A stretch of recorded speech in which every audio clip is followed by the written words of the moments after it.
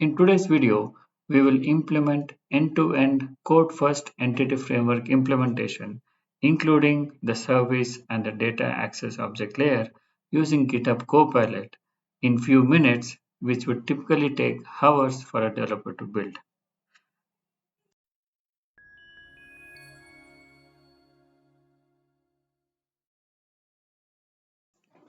So in this video, we will look at how you can use GitHub Copilot and build an end-to-end entity framework based DB connectivity.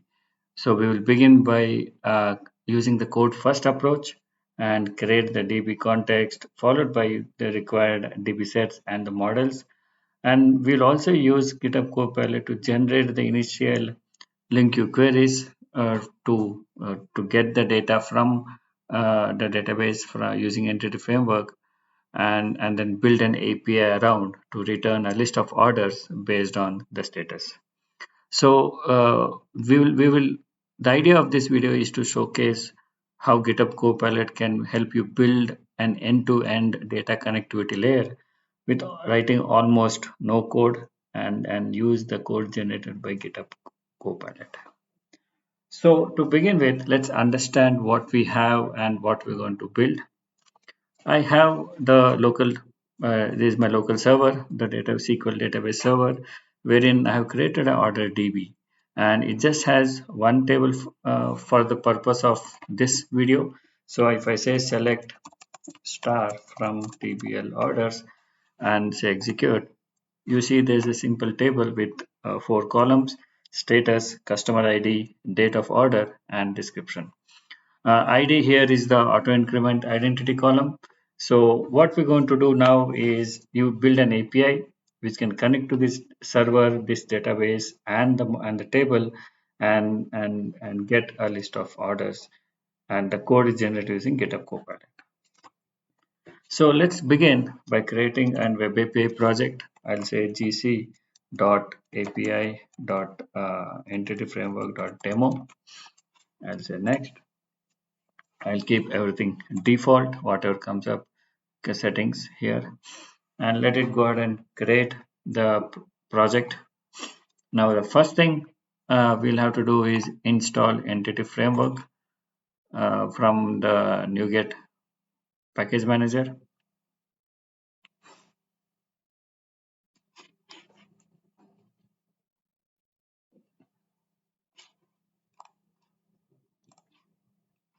So go to browse and entity framework, search for entity framework in the packages. You will see two of them. One is Entity Framework Core, which is more recently released for .NET Core, and the Entity Framework, which you would have used for some time now. So I'm using the Entity Framework package. So let me go ahead and install. Yes, I accept. And the framework is now installed. So before we go ahead and start writing the code, let me create the basic folder structure. So I will need a models folder where I can store the order model and other models I need, and I need a services where the order services would be order service class would we would going to implement. And finally I need the context folder where we'll have the entity framework context files. So let's start by creating a model. So I'll call order order.cs. Now I can basically ask uh, GitHub Copilot to generate order model with properties ID, name, sorry, ID, description, status, and date of order. So it is for now. I want to ensure it is following the same columns and names. So we have state ID, description, status, uh, and customer ID, and then we are asking it to generate. So it will go ahead and generate you a basic order model And we can also generate a constructor to initialize the properties. So there you have the basic order model. Now let's go ahead and create the next step, which is creating a order context class. So order context. So here I basically, now we typically inherit or implement DB context class with the with on modeling and various other methods based on the need.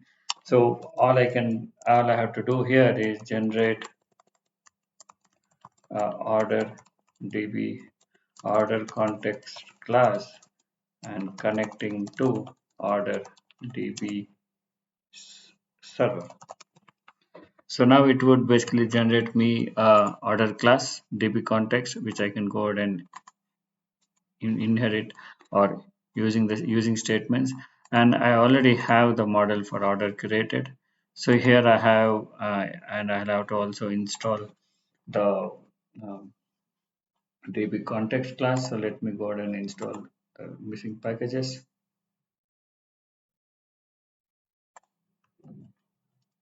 Oh man.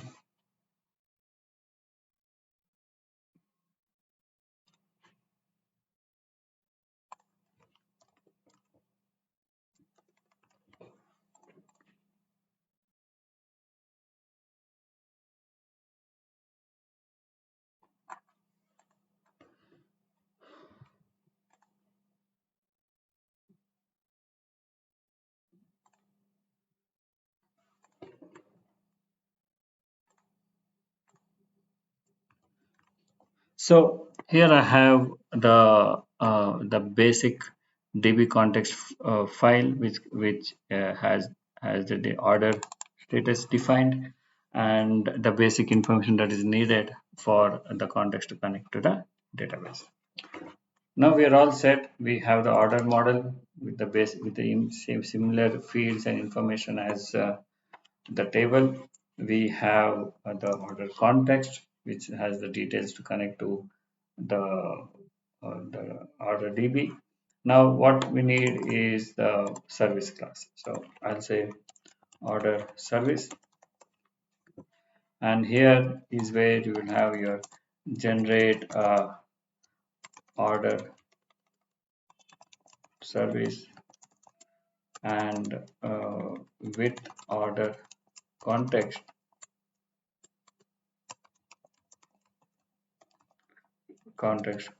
class to connect to order DB. So I'm expecting it should basically give us a order class which has the DB context. If you notice here, you have the DB context and order context, which is nothing but what we created, and you have the model that you're going to return. So here again, uh, it is trying to generate the basic commands: the create, add, update, get. Let me delete this for now. So you have the add, update, get, and delete order statements, which is your core. You can imagine this is your data access layer, right? So which basically connects to the DB and returns you the data from the database. So now let's also create one more called order uh, UI service. We basically, we want to return something specific to uh, generate order UI service, which generates logic or methods specific to the UI requirement or the end in the service which is invoking. So here we have basically used order service. It uses order service class and it returns you the list of methods again. So what I'll do, I'll go ahead and delete all for now except the constructor. So now here I'm going to say generate a method to uh, get all orders where status is not delivered, right? So here it would basically give me a list of orders. If you see here, it is calling the order service, and it is able to find the get orders function, which is part of my DAO order get orders, and then check for status whether it is delivered. Now I can also make be more specific, return list of orders where that is not delivered, skip case sensitive, or I can say make it case sense insensitive. So it will basically return with the same, but in this case it had additional statement to lower the dot to lower and then check for delivered, right? So I can also again you can be more specific, case sensitive, and take the status from constant. So it now does, constants. It has written this and it has created a constants.delivered.toLower. So now this could be a class that I can create. So now I can go ahead and create a new class, right? And this will be static. Right now I can go ahead and deliver write private, public, read only. Or again, instead of me typing, I can say generate a constant field, constant first take, read only constant, read only. Again, constant means read only. So let me go here and deliver. So this is how it is. I can go ahead and do this. Now finally, I can go to controller, add a new controller. I'm going to create an API controller. I'll say order controller.cs. Now here I can say generate get method to get all orders, get orders where status is not delivered. So now it will help me generate the basic code that is required to return the list of. Now this is the now I can say generate a constructor with order UI service injected. Right, so again it was not able to find order UI service from here. So now this is where you can write your logic, invoke what is the function.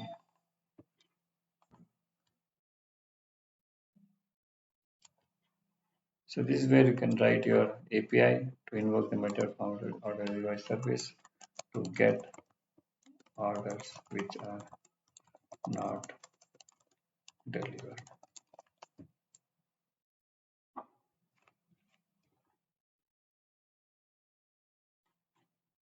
Yeah, so that's how you can go ahead and create a simple DB context order and all other details that is required for you to return a list of orders which are not delivered.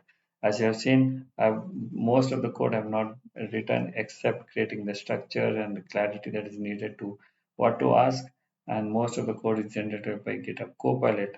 Thereby, it reduces the time to build a feature, end-to-end feature. Now, in the future videos, we're going to see how to enable unit testing for this code, which is even faster and quicker. Again, one point to note is if you notice the order service or order UI service, you have the basic code. It doesn't have uh,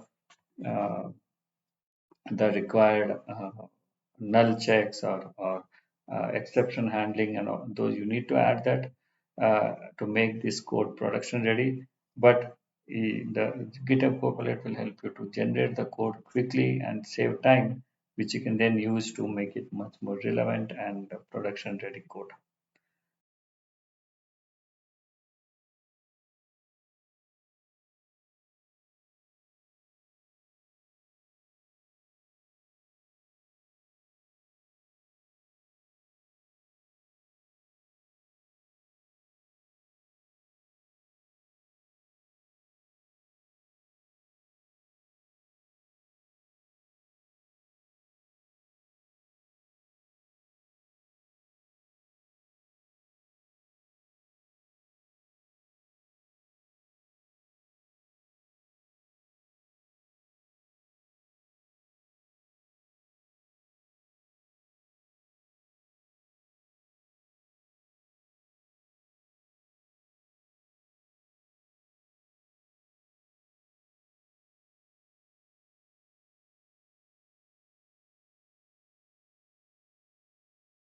We will continue on the previous example which we saw in the previous video to create an entity framework based service to connect to a database, get the list of orders based on the status. Now, in this video, we look at how can you generate bit complex LINQ queries using GitHub Copilot and set it up for you to build LINQ queries. So for this purpose, what I've also added is I created a new table called customers with three fields: ID, name, and is enabled. And as we know, if I say select star from TBL orders, so there's a customer ID table. So what we'll try to return now is using LINQ query. We're basically going to join the TBL orders and TBL customers and return a list of order along with customer name and the status so that we could basically look at how many orders are on which state for every customer. So to begin with, we'll go ahead and create a new customer model. So uh, I'll ask GitHub Copilot to generate a customer customer class model with ID, customer name, and is enabled. So I just want to ensure everything I'm covering here, ID, customer name, and is enabled. Yes. So now it would go ahead and generate me uh, the class. So I will also be able to, be more specific to keep it aligned with right properties with matching matching case, right? So it would basically generate me. Hopefully, I'm expecting it to generate a class matching case sensitive names. So it would basically give me the details around that. So now I have a customer table. So the next thing I need to do is add customers, the DB set for the customer, which I have added. Now all I need to do is go ahead and specify my prompt to give me a LINQ query. So what do we need? We need to generate a LINQ query to get a list of LINQ query to join with customer and order table, return or order ID, customer name, and status fields. So as you can see here, it has returned me a list of orders, and it is able to join the customer with order, which is equal based on the customer ID, and return object. Since we are not specified which one to what is the return type, it has created a try to return the order table. So let's fine tune this. So let me clear off this. Right, return dynamic. I can say return dynamic object with, right. So now I can basically say select new, and now it has not selected an or select new order, but it is returning a dynamic data type. Now also again to make it even more specific, I can say right, I can say generate this,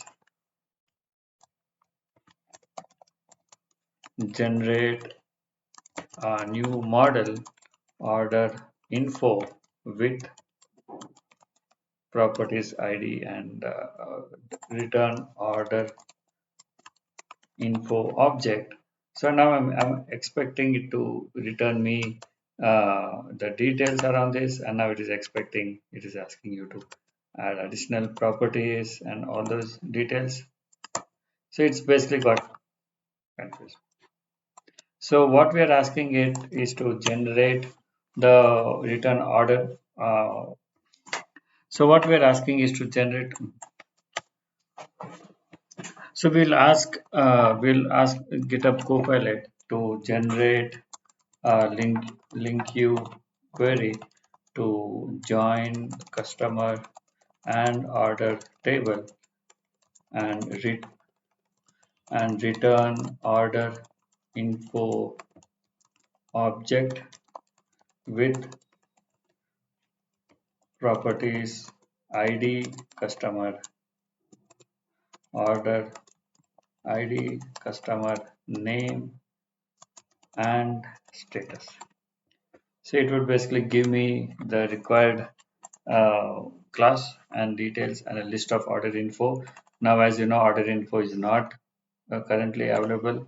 So I can basically say generate with properties, and there you have. So you have the order info, details, and the order class.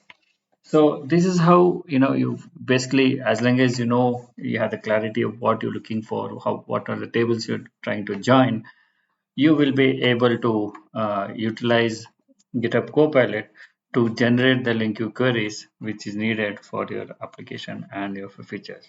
And as you have seen, it took me about 5 to 10 minutes to generate the models, generate the LINQ queries, which of course I'll have to go ahead and add exception handling, add logging around this code to make it production ready and available. But still, the time GitHub Copilot saved me to write these queries and helps me to speed up the overall development.